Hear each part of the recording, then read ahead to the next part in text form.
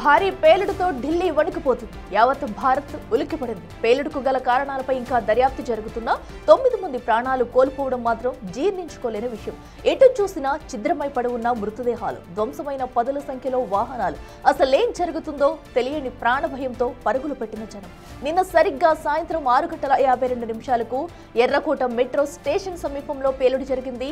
తీవ్రంగా గాయపడ్డ 20 మందికి ఎల్ఎన్జేపీ ఆసుపత్రికి తరలించి చికిత్స అందించారు.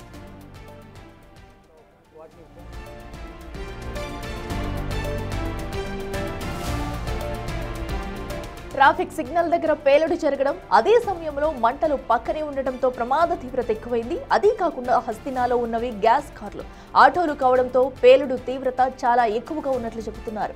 పేలుడుకు గురైన i20 కారు ముక్కలవడం, దాని భాగాలని సుమారు 100 మీటర్ల దూరంలో పడి ఉండటం చూస్తే ఈ ఘటనకు కారణం కేవలం ప్రమాదం కాదని, ఇది ఒక కుట్ర అయి ఉండొచ్చని దర్యాప్తు సంస్థలు అనుమానిస్తున్నాయి.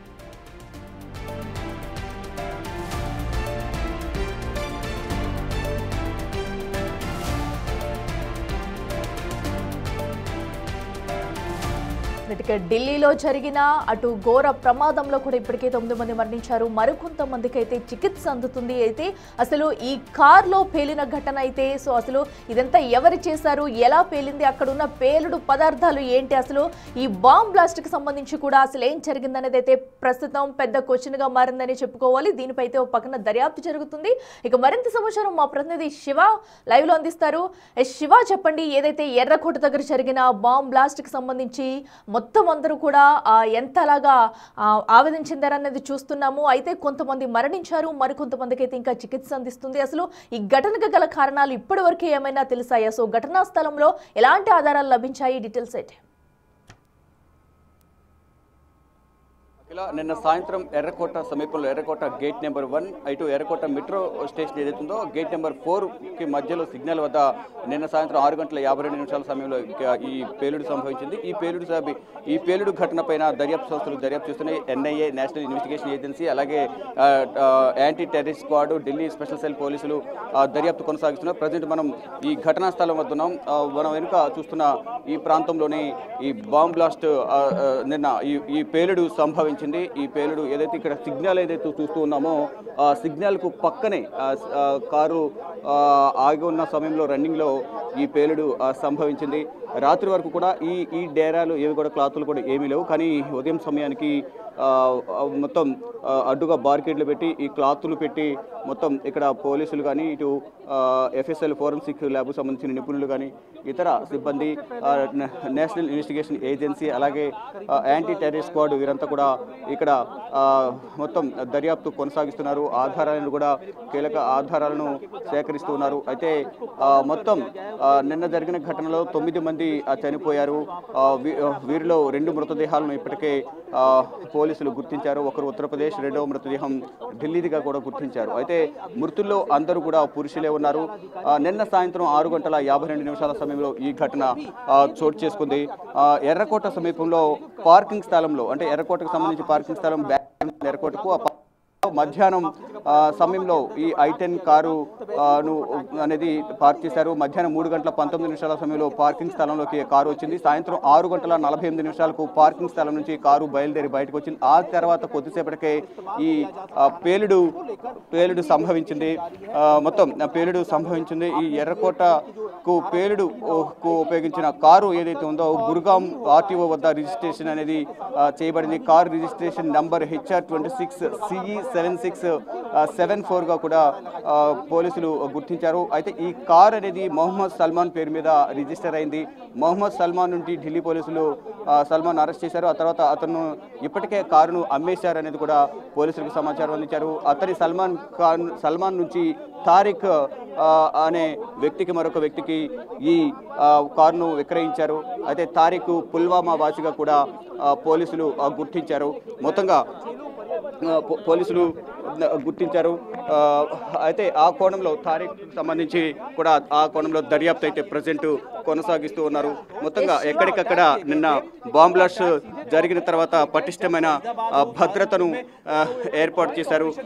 మొత్తం ఢిల్లీ వ్యాప్తంగాను దేశవ్యాప్తంగా కూడా హై అలర్ట్ జారీ చేశారు. ఏదైతే ఈ క్లాత్స్ వైట్ క్లాత్స్ బార్కెట్లు అయితే కనిపిస్తున్నాయో దీని వెనకే ఈ బాంబ్ బ్లాస్ట్ జరిగిన ప్రాంతం. ఇక్కడ కార్లు I-20 కారు, దాని పక్కన మరొక ట్రక్కు, ఇటు పక్కన 2 ఆటోలు, 2 బ్యాటరీ వాహనాలు కూడా పూర్తిగా దగ్ధమయ్యాయి.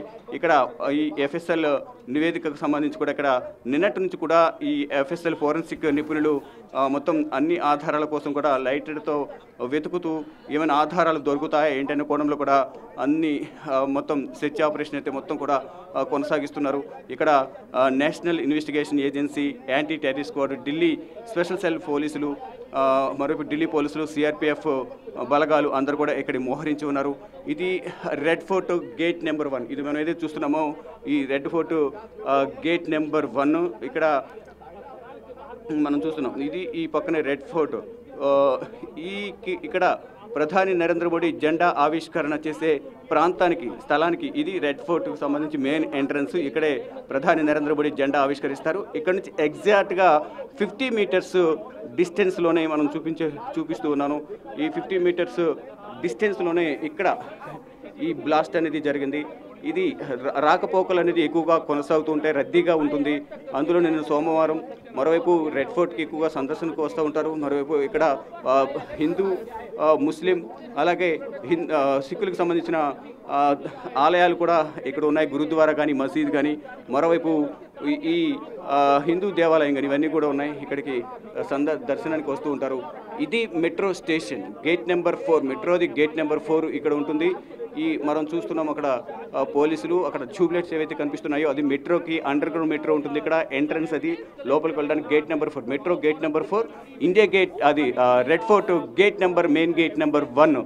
ఇక్కడ ఈ బ్లాస్ట్ అనేది జరిగింది. ఇక్కడ పోలీసులు అన్ని ఆధారాలను సేకరించే పనిలో నిమగ్నమై ఉన్నారు. దానిలో భాగంగా బ్లాస్ట్ జరిగిన వెంటనే ముందు I-20 కారు డీటెయిల్స్ అన్ని కూడా తీసుకున్నారు.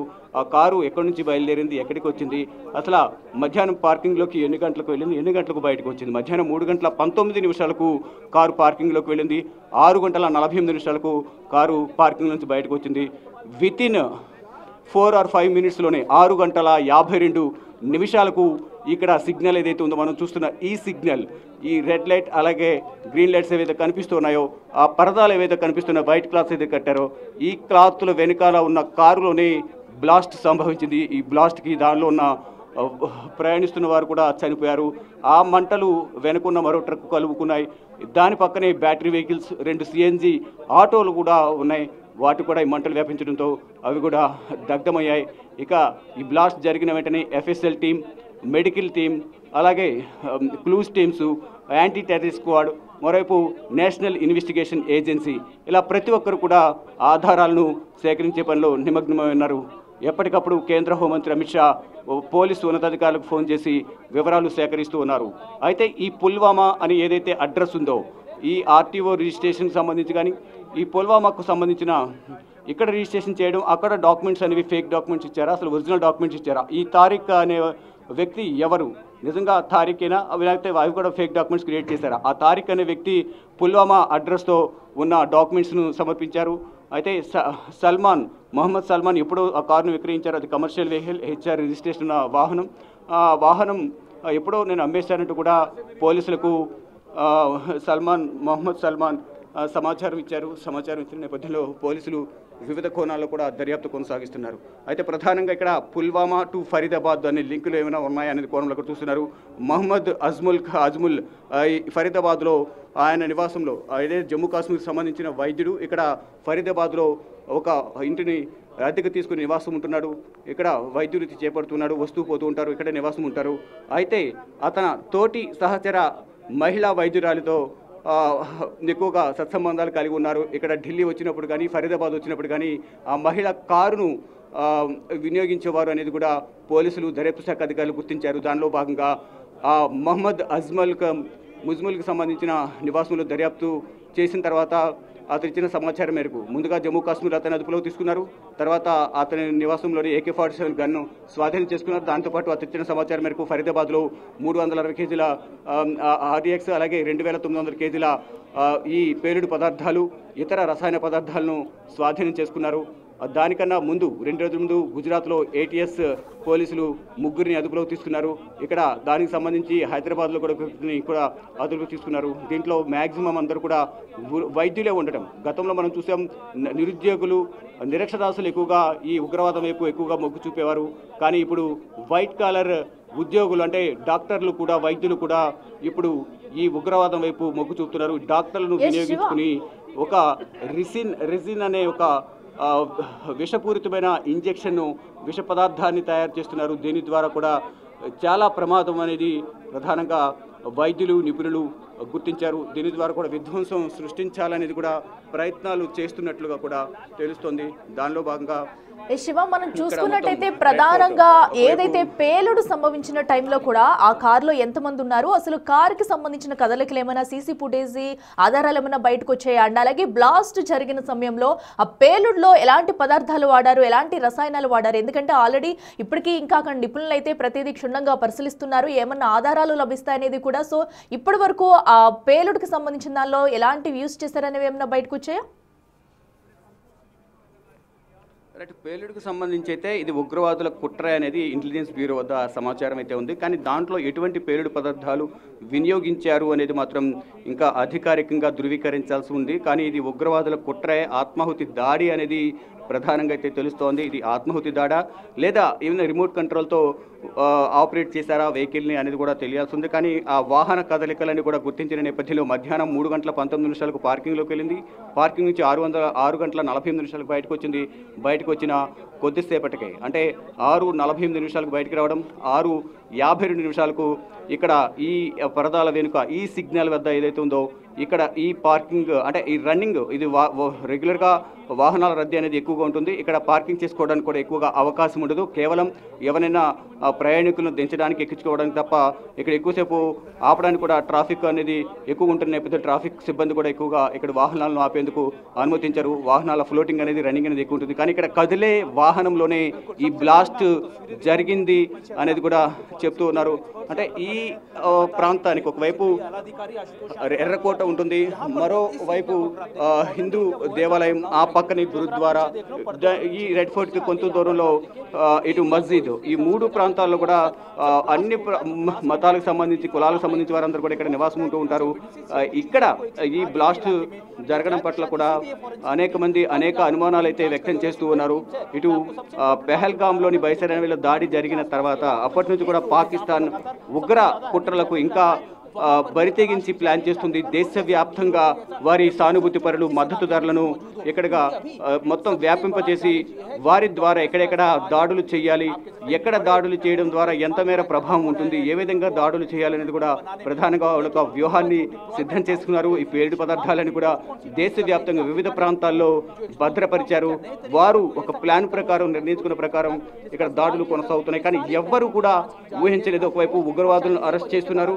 వారిచ్చిన సమాచారం మేరకు వారి సానుభూతి పరులను అదుపులోకి తీసుకునే ప్రయత్నం అయితే NIA యాంటీ టెర్రరిస్ట్ స్క్వాడ్ ప్రయత్నాలు చేస్తోంది. కానీ ఒకవైపు ఫరీదాబాద్లో అరెస్టు జరిగింది.